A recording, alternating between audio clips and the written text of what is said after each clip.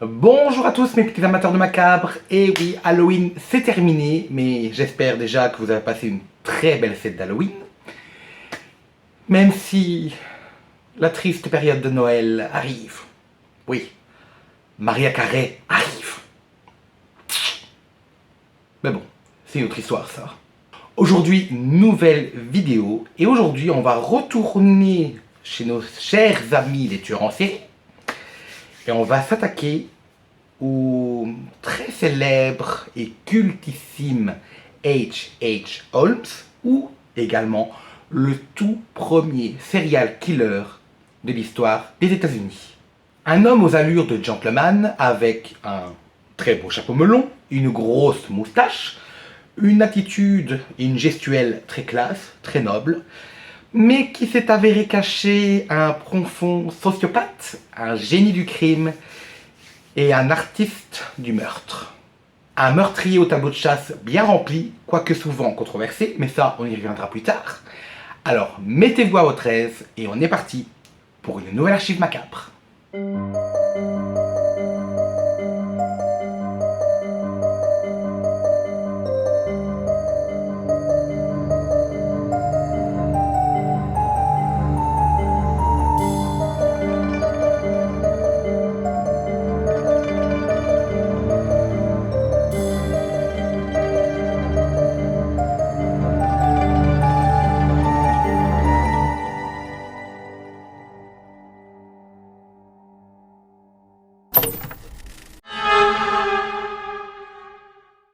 H.H. Holmes, ou Herman Webster Mudgett, est né le 16 mai 1860 et est le cadet d'une famille de 4 enfants. Il est le fils de Levi Horton Mudgett et de Theodate Page Price, deux personnes qui s'avèrent être des descendants des tout premiers pionniers de la région. Son père était un homme connu pour être particulièrement violent et extrêmement alcoolique. Bien que dans les rapports et dans les recherches, il n'a pas été dit qu'il aurait eu le moindre geste ou le moindre comportement violent envers son fils. D'ailleurs, je n'ai pas vu la moindre trace, même dans ses déclarations une fois qu'il a été arrêté, donc je parle bien de Holmes. Il n'a jamais déclaré avoir subi la moindre violence de la part de son père, bien que ce dernier avait une réputation de quelqu'un qui était très bagarreur. Sa mère, quant à elle, est une fanatique religieuse, très axée sur l'éducation de la Bible. Elle n'arrêtait pas de la lire et de lire des passages et des extraits de manière quotidienne et de manière ardue. Ça par contre, Holmes l'aura dit de nombreuses fois que ça fait partie de son éducation, elle justifiait toutes ces règles par des versets ou des passages de la Bible. Une famille modeste, simple, ni riche ni pauvre, enfin rien qui pourrait justifier ce que Holmes deviendra plus tard. L'année de ses 5 ans, les enfants de Jill Mayton, dans le New Hampshire, ont décidé de faire une blague à Holmes. Car ils étaient au courant que Holmes, quand il était enfant, avait une profonde et une peur viscérale du médecin, donc le docteur de famille, le docteur de village. Et les jeunes, enfin les enfants surtout, vont décider de lui faire une farce très moyenne. Ils vont l'enfermer dans un placard sombre du cabinet du docteur, et forcément les enfants vont après se carapater. Holmes, par contre, va au début paniquer, jusqu'au moment où il va se rendre compte que dans ce placard, il y a un squelette humain. Et au lieu d'en avoir une peur, il va éprouver une certaine curiosité, voire même littéralement être subjugué, il va être hypnotisé par ce squelette. Une admiration qui va d'ailleurs le pousser à faire des études de médecine plus tard. À la fin de ses études, Mudgett finit diplômé en assistanat de pharmacie, et en 1884, il décide de falsifier un diplôme venant de l'université du Michigan pour pouvoir exercer la médecine.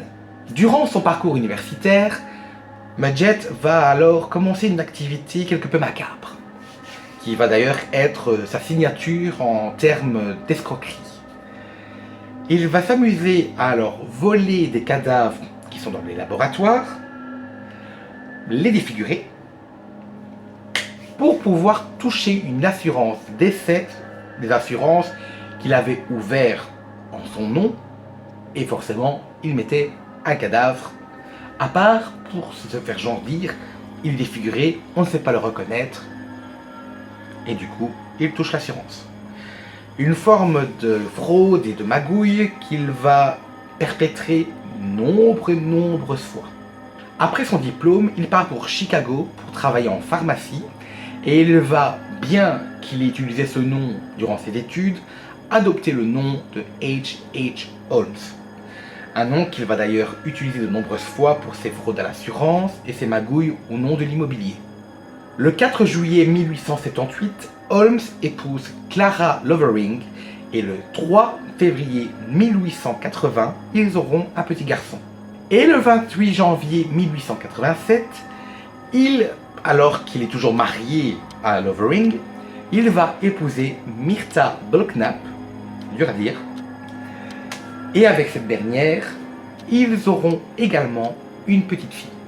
Holmes vit dans l'Illinois avec sa femme et sa fille, principalement à Chicago pour son travail, et décidera alors de faire une demande de divorce pour son premier mariage, mais la demande ne sera vraiment officiellement acceptée que 4 ans après le mariage avec Myrta, soit en 1891. Ce qui n'empêchera pas de refaire encore le même circuit où il va épouser une 3e femme, Georgiana York, dans l'état du Colorado à Denver. Oui, comme on dit, jamais 203. Hein. Et il va même entretenir une relation avec Julia Smith, qui est la femme d'un de ses anciens employés. Et en plus, Julia Smith sera une des victimes d'Holmes, mais ça, on y reviendra plus tard. Holmes va alors vraiment opter pour une vie polygame, tout en continuant à son mode de vie, donc comme moyen de pouvoir subvenir à ses propres besoins, sa fâcheuse habitude de la fraude à l'assurance avec les faux cadavres, enfin, les vrais cadavres qu'il prendra soin de défigurer pour pouvoir se permettre de recevoir l'assurance. Un mode de vie très honnête, vous pouvez le constater. Et le pire, c'est qu'il va utiliser pour ses fraudes et ses magouilles pas moins de 7 identités différentes. En plus de son vrai nom, donc Mudgett, et de son acronyme H.H. Holmes. Ça fait beaucoup de noms, hein, beaucoup de cartes d'identité, j'imagine pas les frais à la commune. Durant l'été 1886, Holmes, qui se balade dans les rues de Chicago, principalement dans le quartier d'Englewood, au croisement de la 63e et des rues Wallace, il va passer devant une pharmacie qui appartenait au docteur Hilton, mais qui à l'époque était gérée par sa femme, car le docteur Hilton souffrait d'un cancer. Holmes finit par faire une demande pour être embauché. Il va vraiment être engagé par la femme de Hilton.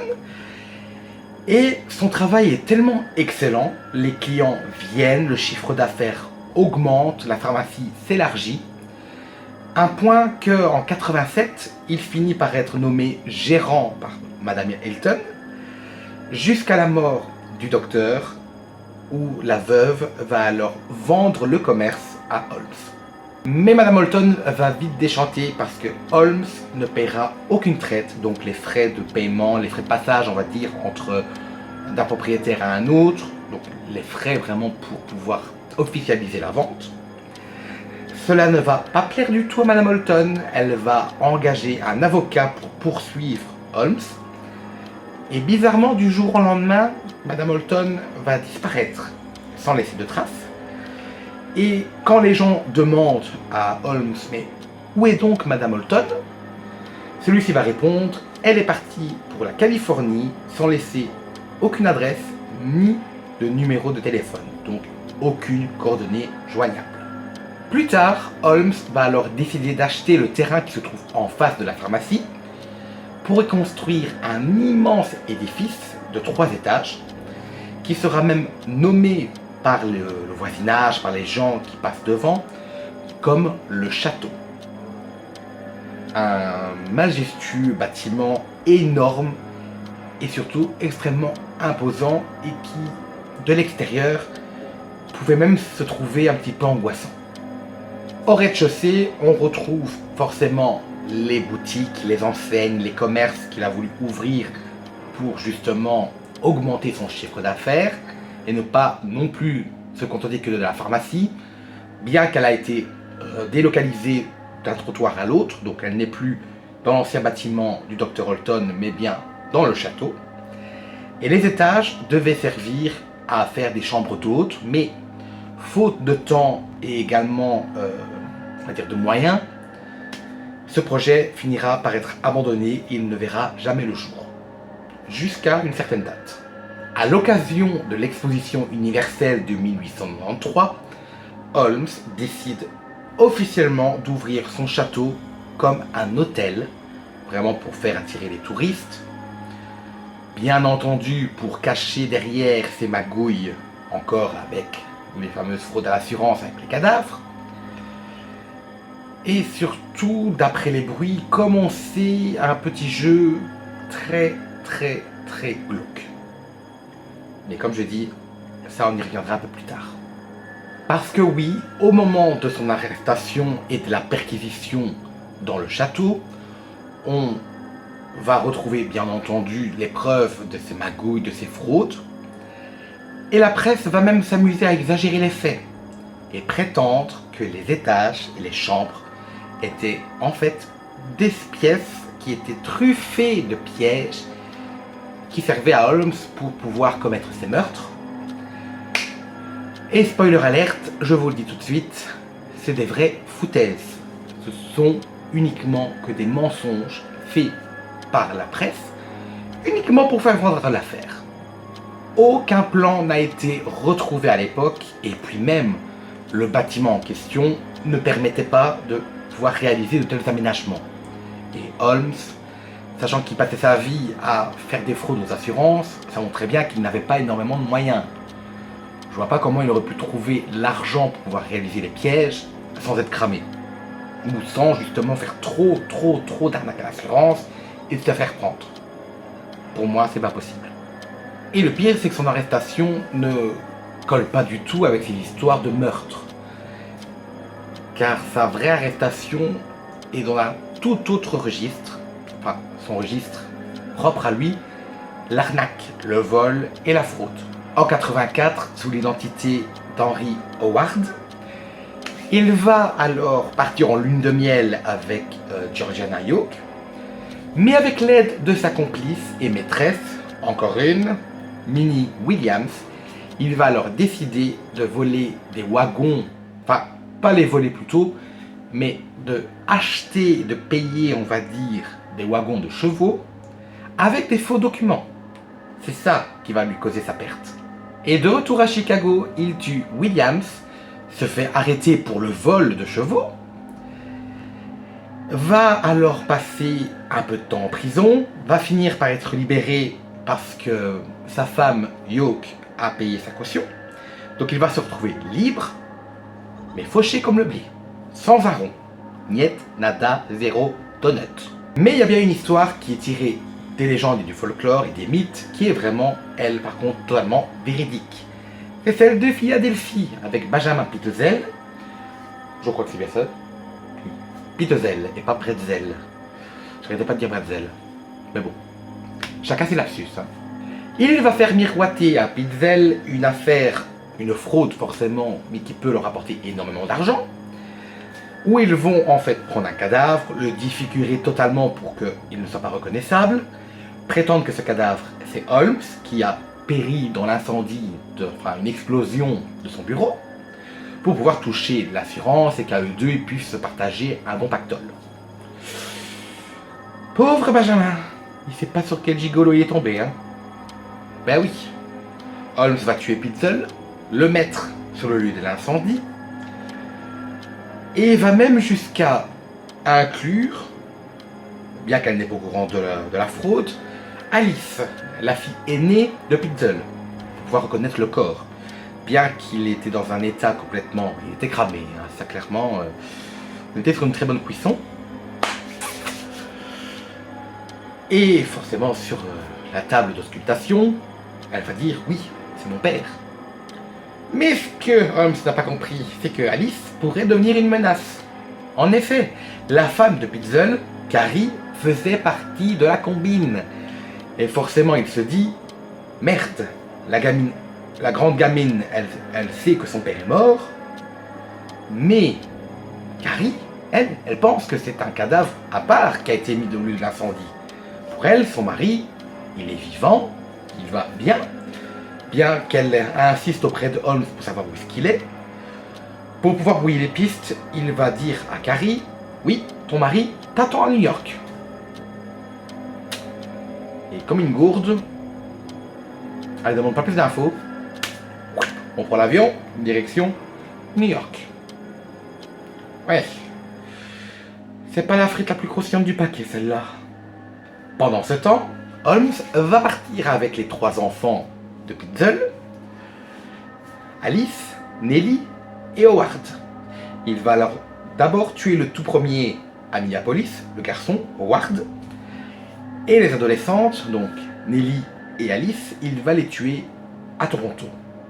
Holmes, malheureusement, va alors être dénoncé par Marion Hedgepeth, c'est dur à dire aussi, car il est également le 4e complice. Et il s'est dit, mais j'ai pas eu ma part, ça va pas.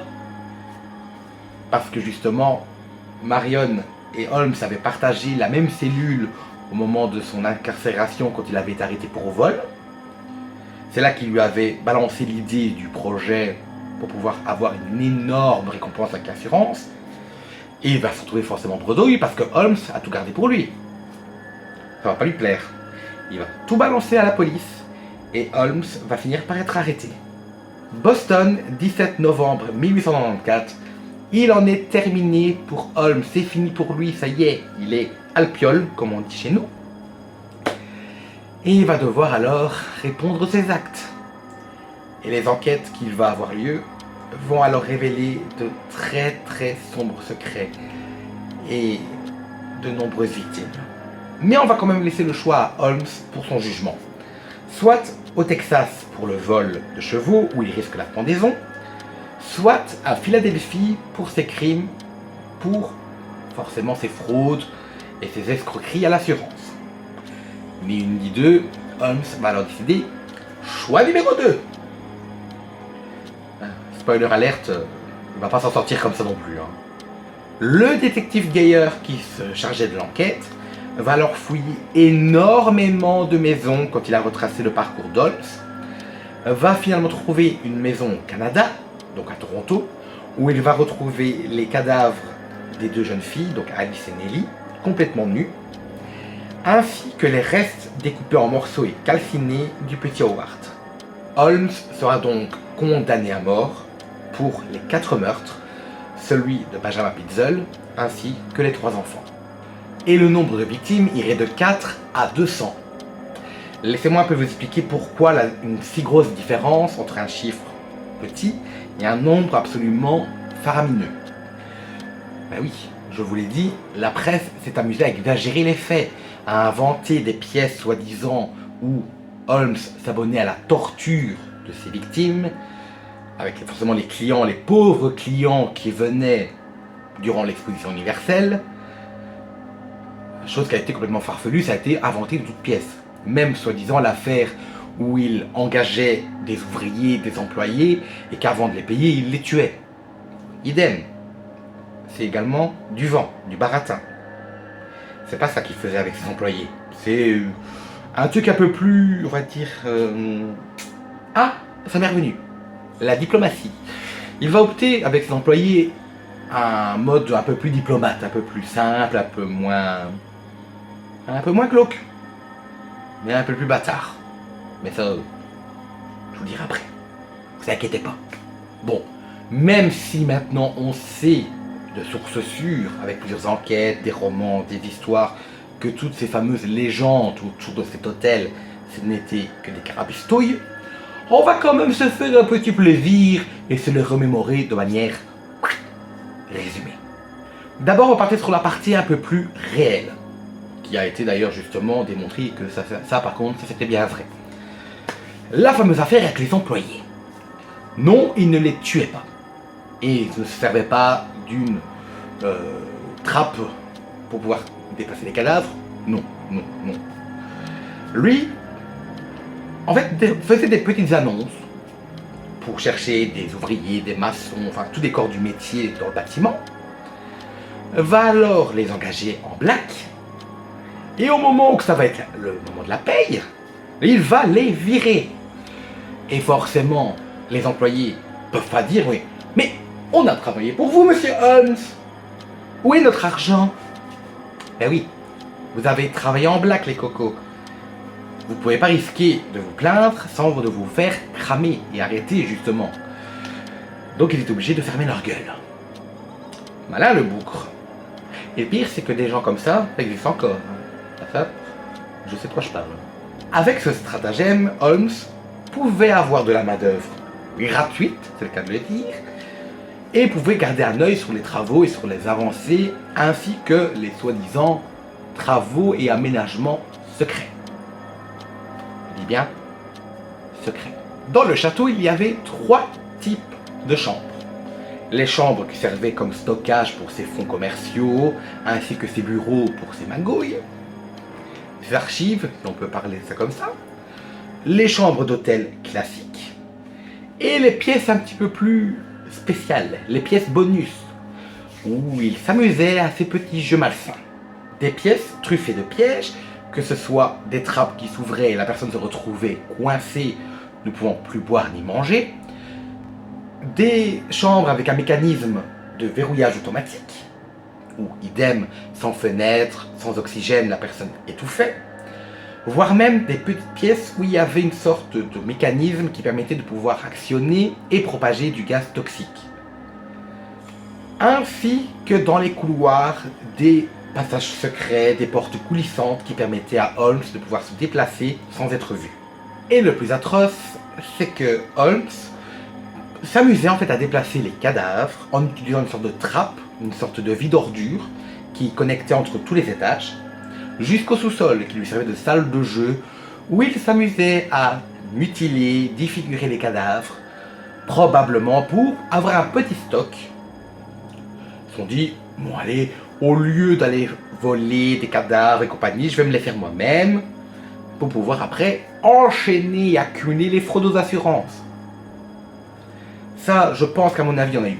Il y a eu peut-être 1 ou 2 victimes qui sont passées par là, mais pas 200. Ça, je ne crois pas trop. Bon, j'ai résumé un petit peu grossièrement, hein, vraiment très résumé, mais c'est un condensé des inepties qu'a pu sortir les médias et la presse de l'époque. Une fâcheuse tendance qui, aujourd'hui encore, se fait ressentir. Bon, ce qui est sûr, c'est qu'il a tué officiellement 4 personnes. Et avec les déclarations de Holmes, on en a pu en rajouter 5 autres. Mais sans preuve tangible vraiment pour pouvoir appuyer ses dires. Mais cette hypothèse est plus que probable. On retrouve Julia Smith qui, d'après les dires de Holmes, aurait trouvé la mort durant un avortement clandestin, réalisé par ses douces mains. Pour éviter toute complication, il a également tué la fille de Smith, Pearl Connor.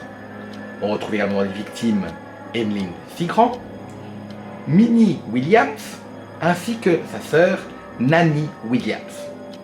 Certaines thèses de clients disparus de manière étrange ont été également étudiées parce qu'elles sonnaient un peu moins loufoques de ce qu'on pouvait trouver dans les médias. Mais bien entendu, pas de preuves malgré les recherches et les enquêtes. Qui, même si cette affaire de clients disparus serait avérée exacte, le nombre de victimes n'aurait même pas dépassé une petite quinzaine. Donc très loin des 200 qui ont été amplement et largement vendus par les journaux. Une fois condamné, Holmes va avouer 27 meurtres et 6 tentatives dans les villes de Chicago, d'Indianapolis et de Toronto.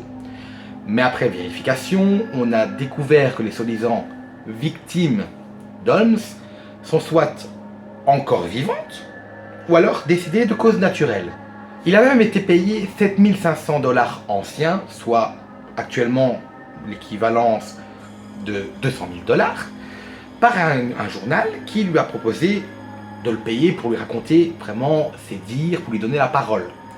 Mais il va s'amuser à prendre la Gazette vraiment pour des cons, mais vraiment, c'est vraiment avec les... C'est vraiment les coups du pape, hein. Carrément, il va donner des récits totalement contradictoires, ou changer de version toutes les 30 secondes, voire même totalement inventés. Il va même aller jusqu'à prétendre et clamer son innocence, prétextant être possédé par Satan. Ah oui, il va utiliser tous les prétextes pour casser les couilles. Et vraiment, pour emmerder les enquêteurs, ça va vraiment leur prendre la tête. Et ils vont se dire, mais il se fout de notre poire, le type, on n'arrive même pas à faire notre taf correctement, qu'il nous invente des couilles. Faut arrêter, là. Et le pire, c'est que même aujourd'hui, on ne sait pas vraiment le vrai du faux. Tellement qu'il a réussi à embobiner tout le monde. Sauf forcément sur l'affaire du soi-disant château de l'horreur. Ça a vraiment été écrit sur noir sur blanc, en long et en large et en travers, que les journaux ont littéralement inventé tout. Uniquement pour vraiment toujours booster leur chiffre d'affaires et vendre encore plus et encore plus. Parce que les gens étaient fans de ces affaires, et on l'est encore aujourd'hui. Sauf que nous, on préfère quand c'est bien vrai. Heureusement, aujourd'hui, on est un peu moins... il y a un peu moins de risque d'être la risée justement des médias, car beaucoup de choses maintenant sont officiellement prouvées. Et le 7 mai 1896, Holmes sera donc pendu à la prison de Moyen-Seming. Et malheureusement, sa nuque ne se brisera pas directement. Il va alors falloir une bonne quinzaine de minutes avant qu'il rentre son dernier souffle. Et sera officiellement déclaré mort 20 minutes après le début de la pendaison. Et la dernière volonté de Holmes fut que son cadavre soit alors coulé dans du béton afin de s'assurer que personne ne puisse le déterrer et s'amuser à le mutiler ou à vraiment le défigurer. Chose qui pourtant il avait l'habitude de faire, ce qui est royalement hypocrite. En conclusion, Holmes, bien qu'on connaisse la légende et l'histoire de ce fameux château, reste bien un tueur en série, même si il n'est pas l'énorme boucher qu'on nous a vendu, mais il reste néanmoins un petit escroc prêt à tout pour obtenir ce qu'il veut. On l'a bien vu avec toutes ces fraudes, je crois que ça se compte par centaines ces fraudes aux assurances. Là, on est vraiment sur un arnaqueur en puissance. Et un tueur à ses heures perdues, mais pas celui qu'on croit. Et dans la culture populaire, Holmes est toujours présent. On voit toujours son petit chapeau melon et sa petite moustache. On l'a déjà dans le monde du jeu vidéo avec la saga des Dark Pictures, que j'adore. J'affectionne particulièrement ces jeux d'horreur narratifs. Avec le chapitre Devil in Me, avec l'histoire d'un groupe de journalistes qui réalisent un documentaire ou un reportage justement sur H.H. Holmes, et se retrouve invité dans une curieuse réplique de ce qui s'avérait être le château d'Holmes à l'époque.